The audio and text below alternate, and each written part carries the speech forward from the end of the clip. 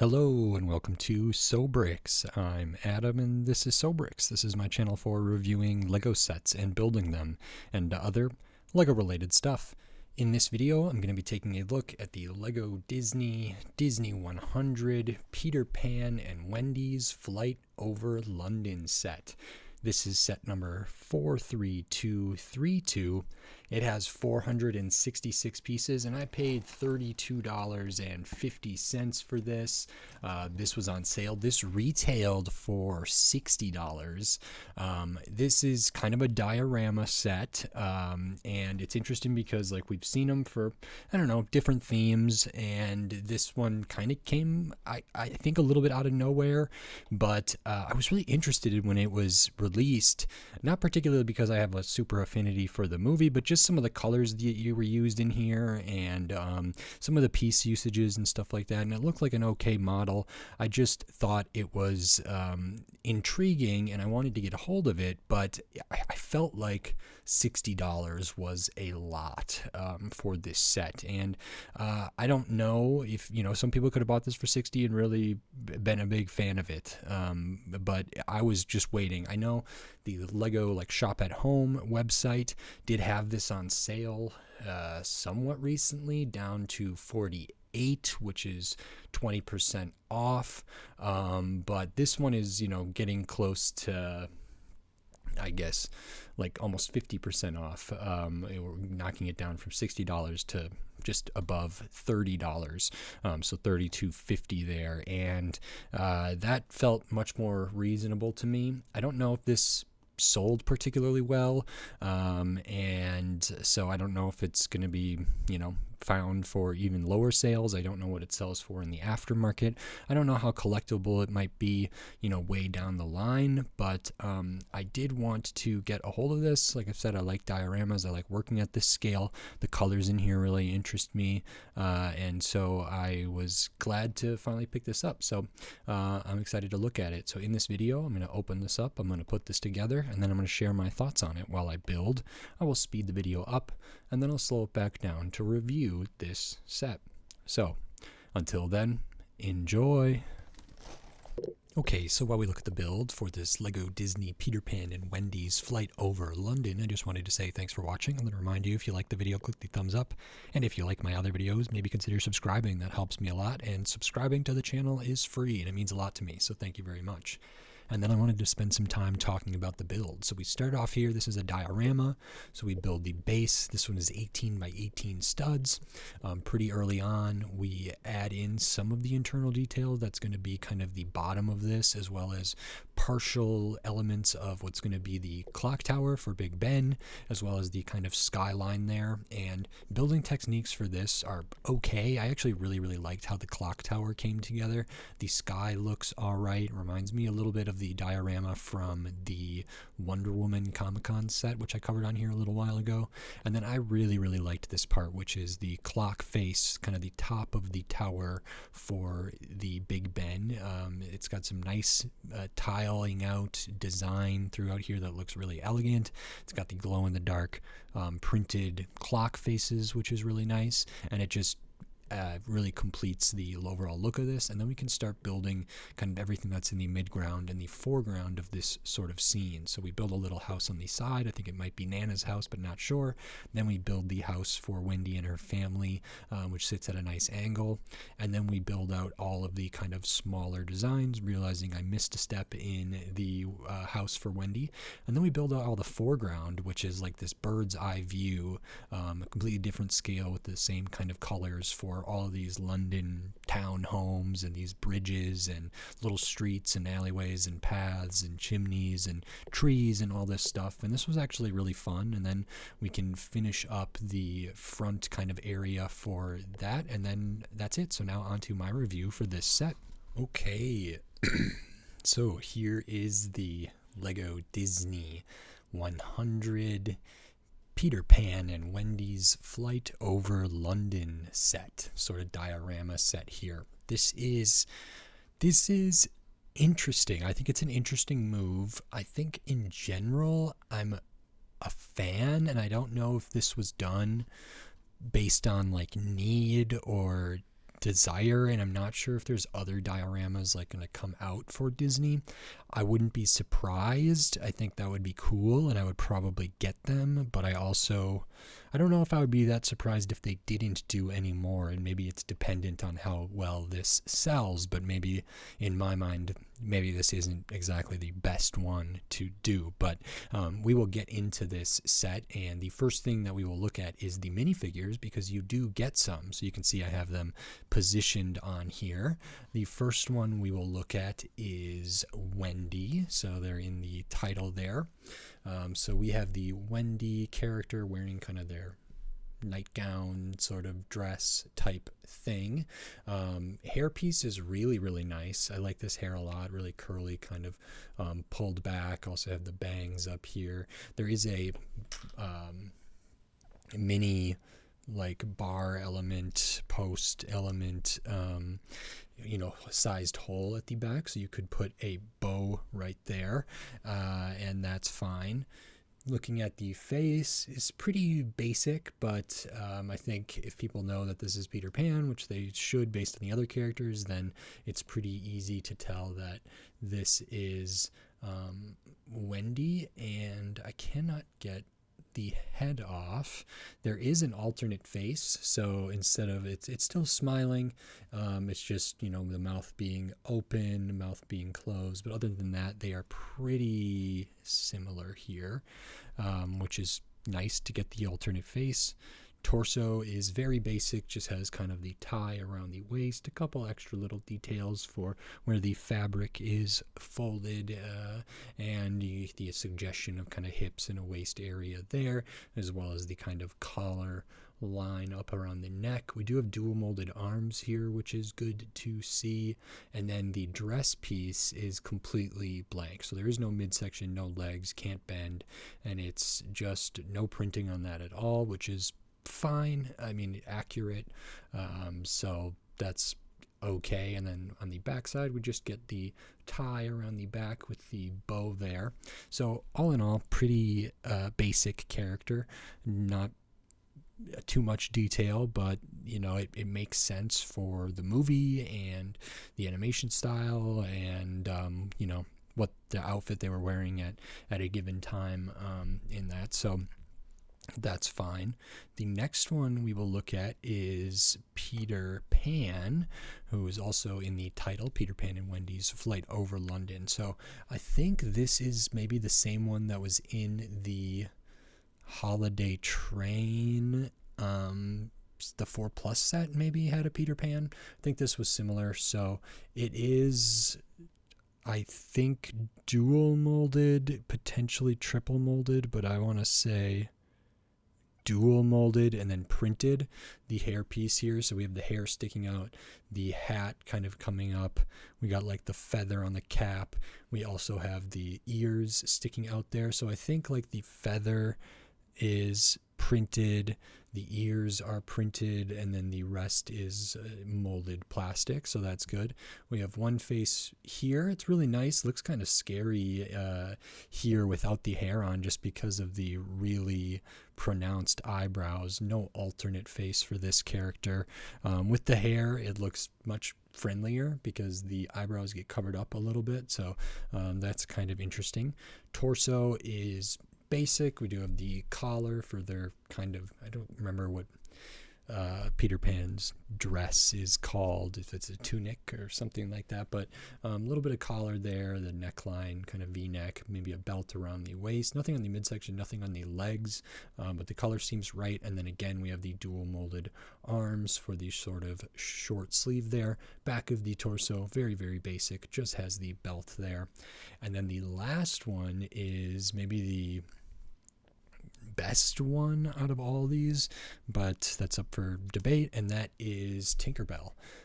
So we get Tinkerbell here again. Maybe this is the same one that was in the 4+ Disney train set, and that wouldn't surprise me. And I can't remember if Tinkerbell or Peter Pan or Wendy were in the Disney 100 CMF. I don't think so, but I could be wrong. So hairpiece is really, really good. It kind of reminds me of like a Flintstone hairpiece, but overall is nice. Got the bun up there.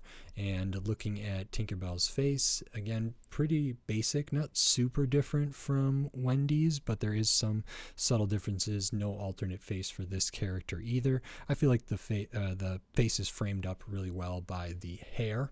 Then we do have the wings that go around the minifigure neck. They are kind of this nice mold, transparent, kind of almost like a lens effect on the wings there, which is cool. They're not like the opalescent, satin, translucent kind of sparkly color, but they do work here. Looking at the torso, get the suggestion of hips. They are wearing kind of a skirt dress type thing. So at the top, it is like strapless, and this is depicted okay. You can kind of tell on the sides because of the color plastic that the torso is made of. So like the tan up here for their Tinkerbell's skin tone is printed on.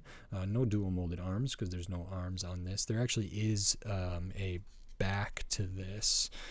Let me see if I can pop the wings off. For whatever reason, I'm having a lot of trouble getting these minifigure heads off of here. They are on there very, very tight.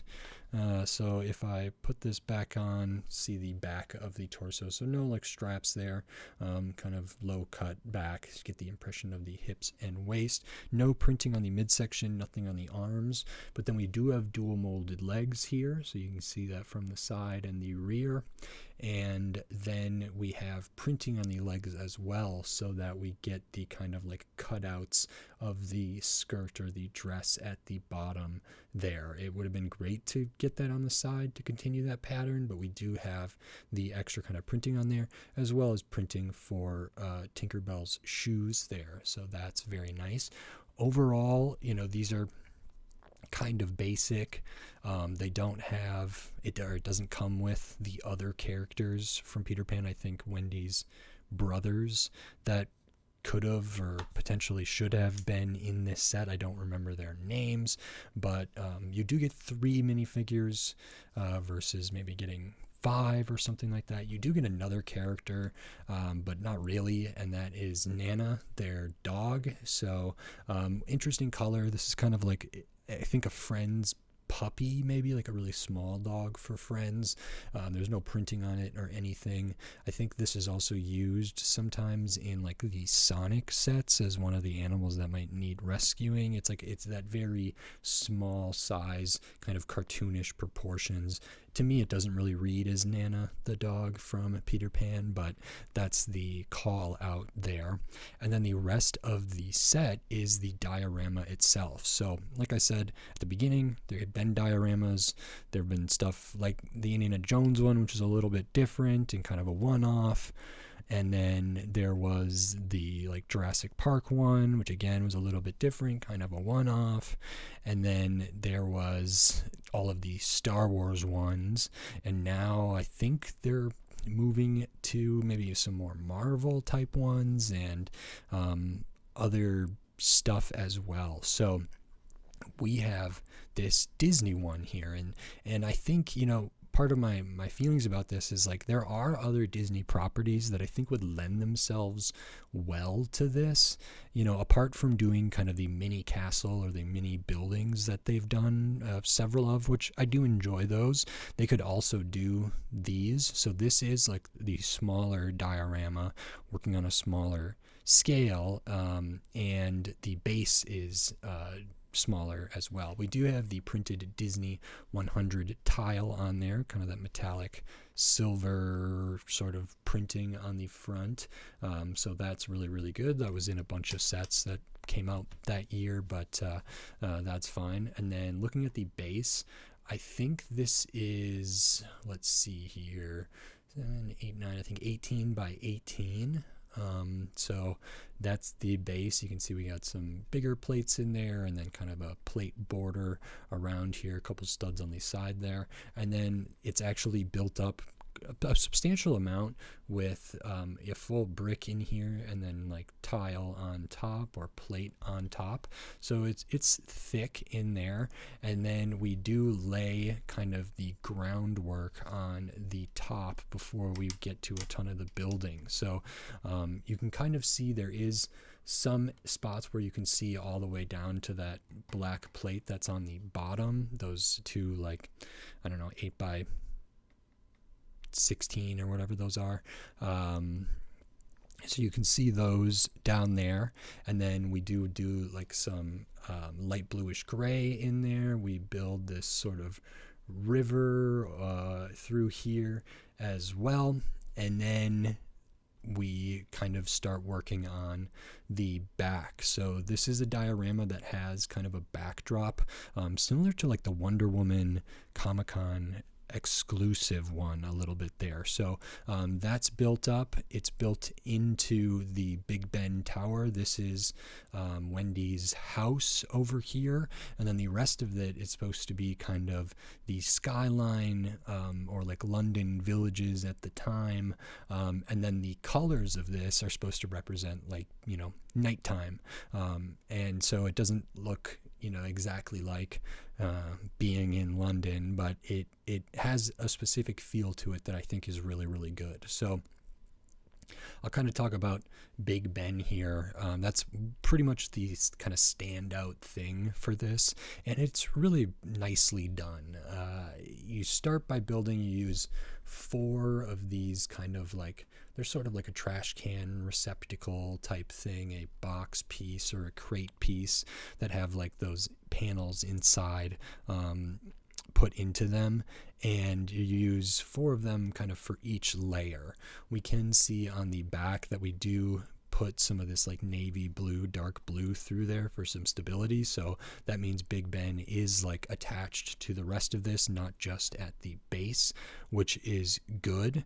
And these actually connect in kind of an interesting way. There's some Technic axles going through them, and then you can see where the lids are like there, and then if I pop this back on, that continues like all the way up. If I pop this off, you can see the Technic axle kind of going through all those pieces to stack them up, which is good. Nice technique. I didn't know, or maybe I didn't always realize that those pieces had Technic pinholes going through them.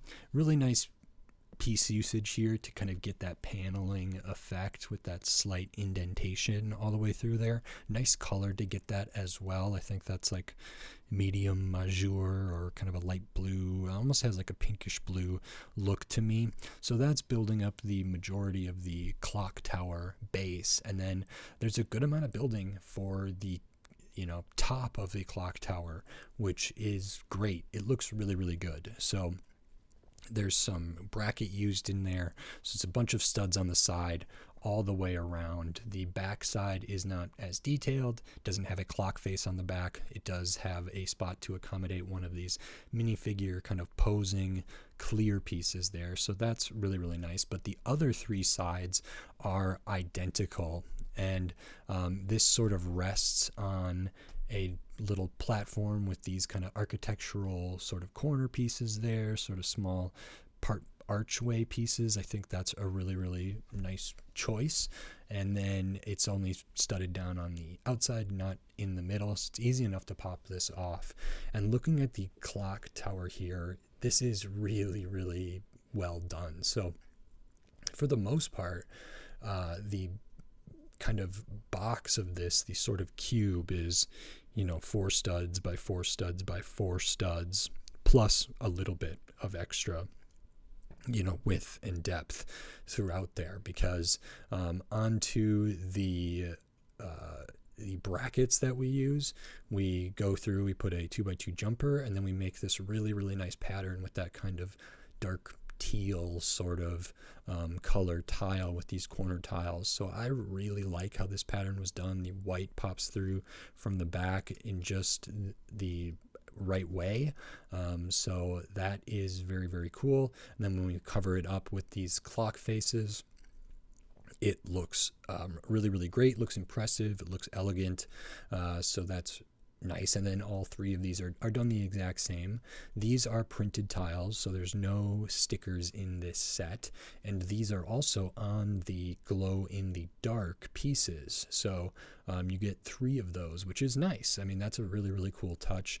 I don't always have the best success with these being glow in the dark, and I don't think typically that it's able to be seen on camera, at least not for my setup right now, but maybe I'll be able to adjust that later. But just know that it is pointed out in the directions and on the official webpage that like those are supposed to glow in the dark. They are set to a particular time, which is just past 8, so they're all identical there, and it's actually kind of easy to line up the actually, is it just past 8? Why am I? Oh yeah, okay. Easy to line up like the 12 and the 6 with kind of the break between the tiles here on each side, so that's really nice, looks consistent. I think these are really elegant and cool, simple enough build technique, so that's good. Above that, we use some modified plates, like the ones with the rails. Those are like the pearl silver, and then these modified 1x1 plates with the bar elements coming off, kind of in that light bluish color. A couple like roof pieces, these sloped pieces, faceted kind of sloped pieces. Just a brick, some flower stud in there, little like cone piece here, and then the top spire up there. So that's really, really good. And I think proportionally, this really works with like the tower part of it. I like the design a lot. It does draw a lot of focus there.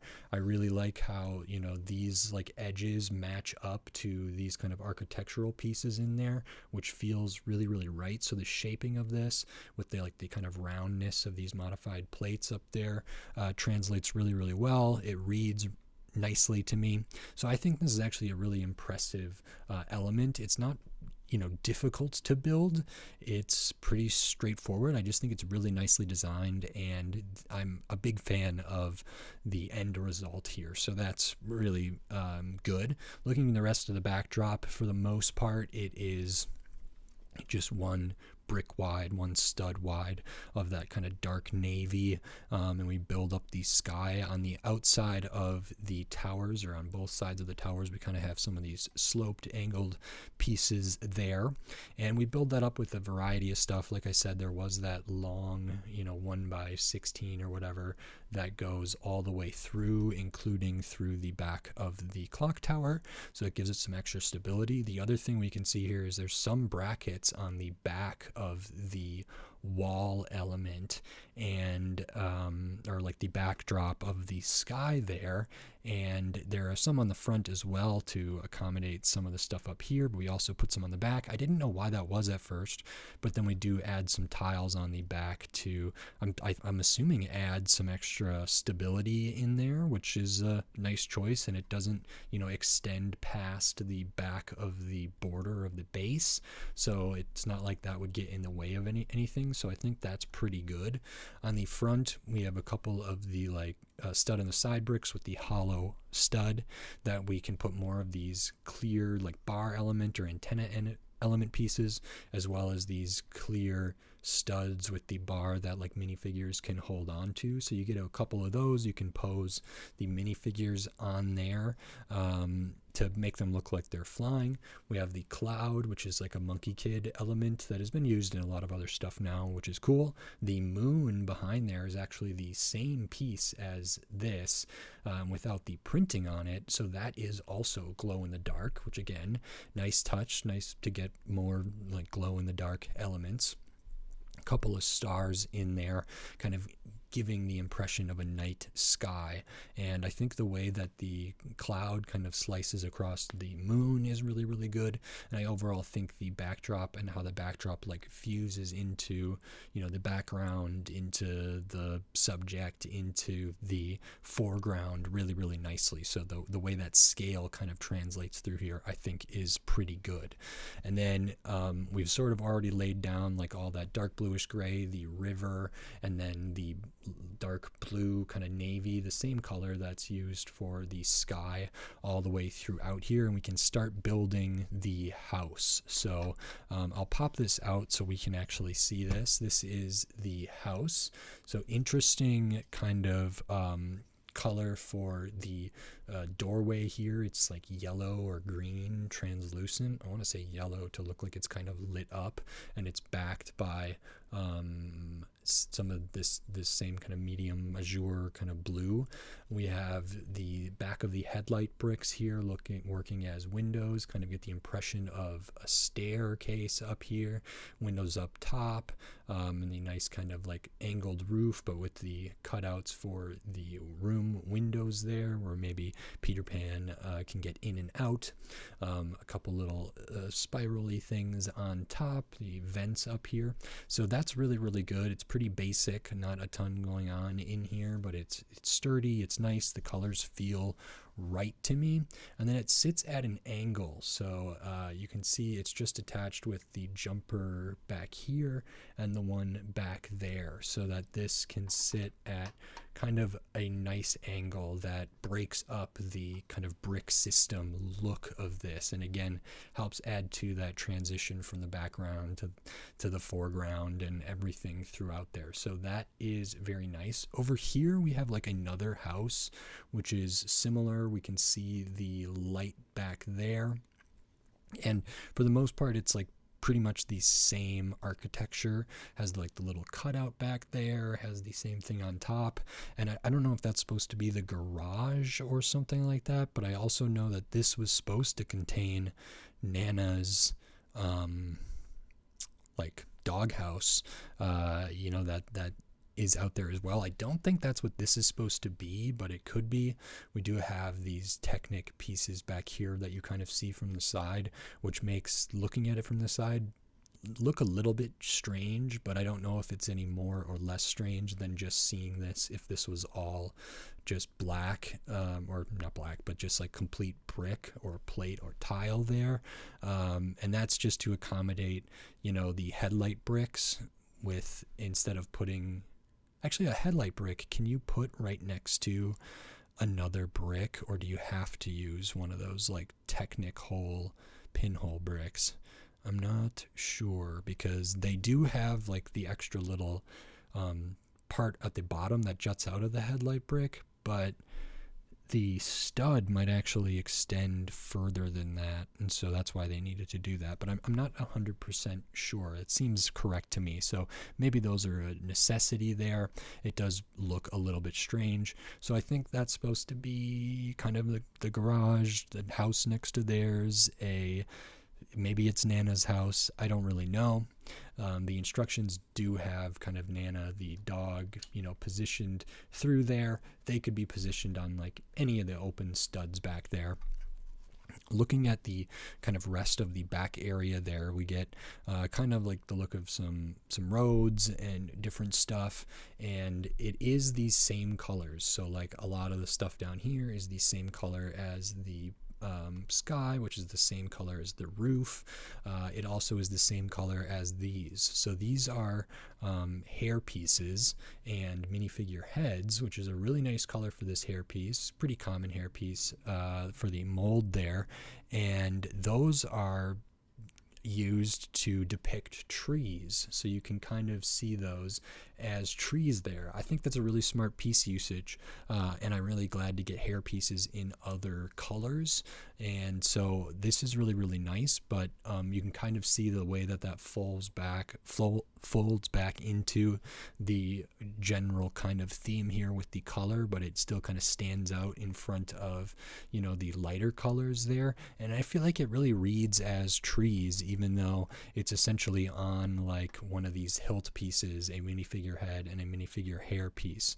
Then beyond that, we have some street lights, so they use that kind of hilt like piece with the little gem piece in the translucent yellow there all the way through. We get a few of those at the rear, and then as we keep moving forward, we get like kind of another transition to a different scale, and that is kind of beyond the border here of the dark bluish gray plate and the dark blue. So then we have kind of the skyline and some bridges. I think this is supposed to be the London Tower Bridge here, so that's the more pronounced one, is illuminated at the top with some translucent. Then we get some smaller bridges over here, and the rest of this is supposed to be like skyline stuff. So these little like ice cream scoop pieces are used as trees. We have like little roofs in various colors, various shapes, going different ways. Same up here, and then as well as like street lights behind there, which are just smaller. They use that same gem piece in a hollow stud, and we kind of build up these London homes with different cheese wedges or other pieces, angled pieces of various colors to kind of give the impression of like looking down at the city from where Peter Pan and Wendy and Tinkerbell are flying.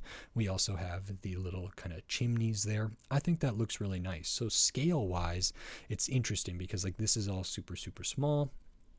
This is really, really big compared to those things.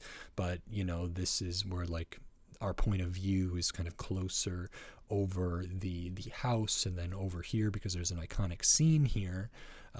And if we were there looking down on the rest of this, this is kind of what it would look like. So I think it actually works really, really well how this transitions between the depths to kind of evoke different elements of this. I think it's really important that we have like the house and some of the stuff that's in this middle kind of area. It's important to have this stuff in the foreground. It also makes it a little more interesting of a build, and then it's really nice to have this stuff in the background. But the scale could feel a little bit weird. Along with that, because there is a lot of color consistency here, the trees are the same color as the ground, same color as the roof, same color as the sky, and like the river is the same color as the bridges and same color as the tower and the house and the roofs and stuff like that. I think that could maybe lend itself to like some confusion, but if I think about how this was made and how the color of the animation was done, this just feels really, really right to me. So kind of illuminated by the night sky, it has sort of a shadow that they used a lot of like dark blues to kind of show in the film. So I think this kind of actually does that really, really well. And so the colors work for me here. And I could see some people like not liking that. It's highly stylized in some way, but I think it comes off really, really nicely. And the whole thing is sort of stylized just based on the scale and you know, everything else. So that is kind of the main build here. Overall, I like this. I think this is really good. I think it's a good design. It was fun to build, and I can show what it looks like with the characters kind of on there, which is how I had this set up when we started the video, and now I just lost Wendy's hairpiece. So I'll get them on there so we can kind of see. One could play around with these, you know, elements, these clear elements coming up from the back to kind of position them in the way that they want to kind of get different looks for these characters. And maybe we'll have Tinkerbell up here. So here we can see what it looks like when they're up there. So it also acts as like a really nice way to display these characters in motion, really giving that scene, which is nice. So instead of just having like characters like studded down next to this, they're actually very much in the scene, posed in motion in a way that reads really well to me. So I like it a lot with them in there. And again, that adds to kind of the scale of all of this and the perspective of this. And it actually maybe helps it read a little bit better. So I think it looks really, really good with the characters up here. And then you could kind of twist some of these around to change different angles. You could switch this one around to be on the other side, and you could put the stud on the back of Tinkerbell's like other leg here to get something like that, and you have a little bit of freedom, a little bit of leeway to kind of make those adjustments. So I personally think this is really great looking. I thought that since it was released and announced. I'll show the extra pieces because you do get some. All of your 1x1s, studs, tiles, slopes, cheese wedges that are used for like the little London homes down here, the flower studs, any of your 1x1 studs, tiles, the spire piece, the star element in there. So those are all your extra pieces. Same with the gemstone piece for the lights. And this set is 466 pieces with 3 minifigures, and it retailed for $60. So a lot of these Star Wars dioramas, like I think the Trench Run one was $50 or $60 retail. Yoda's Hut one was more than that. The Trash Compactor was more than that. Certainly the Indiana Jones and the Jaws and the Jurassic Park one, those were all more and quite a bit bigger and had some different stuff going on. Like the Indiana Jones one has a ton of like functions and stuff like that, and it's just slightly different because the base is also not rectangular or square totally all the way through. And then, the biggest comparison, because there's like the most of them, is Star Wars. And this is smaller than any of the Star Wars dioramas. So it's shorter in like length. Depth, it might be close to some of them. But this one is just square 18 by 18, whereas some of those would be like maybe 18 by, 36 or something, for example. So this is small, which does leave a smaller footprint, a little bit easier to put this on a bookshelf or something you don't need as much space. But that also means there's like less pieces, and because of the scale we're working in here, there's already a lot of little pieces, and I think this was overpriced. I think $60 is too much for this. I didn't pay $60 for it. I know that it was available on the Lego Shop at Home website for 20% off, which is generally a pretty good standard. I like to pick stuff up at that 20% off price point. That knocks this down to $48, $12 off. $48 is better. It's closer in line with the price per piece, and then, taking into account all the little pieces, but also getting the figures. I think it makes a little more sense. So maybe it should have retailed at $48. I paid $32 for this, which is almost 50%. That feels really, really good. I mean, to me personally, like, while these are iconic figures and there's a license and whatever with Disney, these figures aren't especially rare or valuable or detailed that makes me be like, oh, well, I have to get it just for them. They do look right in the scene here, but I was most interested in the set as a whole, and like building the clock and getting the glow-in-the-dark stuff and building this whole diorama, this whole kind of vignette, the scene that's here. And the minifigures are nice. I don't know what they go for in the aftermarket. It could be that they are valuable, maybe more than $5 a piece, maybe less than $5 a piece. If I think that, like, for the 466 pieces minus the minifigures, $48, and then another, $12 or $15 for the minifigures because they're $5 each, you get to that $60 mark. I don't really feel that. I think like $48 with the minifigures is probably good, and then the rest of this is $38 or something like that, and even that doesn't feel great because I paid $32 for this. It was heavily discounted. I'm feeling very fine about it now. It was almost 50% off. I think this probably should have come out and retailed for $50, and then be purchasable on sale for $40 when it's 20% off. I think that would have been a lot better. Like I said, I don't know how well this sold. I know that I put it off for a long time, even though this was something that like spoke to me. It was something that interested me, and I'm very glad to have, been able to have this now. But $60 did seem a little outrageous to me, so I didn't pick it up for that. And for the price I got it, yeah, it feels really, really good. I don't know what these sealed sell for in the aftermarket. I'm imagining a used one or whatever doesn't go for too much, but that's fine. I'm happy with the value that I got. I'm not thrilled about the value that Lego put forward as the proposition for this set. It just doesn't meet that cost to me, but it is really, really good. I did enjoy putting it together. I think it looks lovely, very, very cool and fun, and I'm glad to have this, glad to be able to talk about it.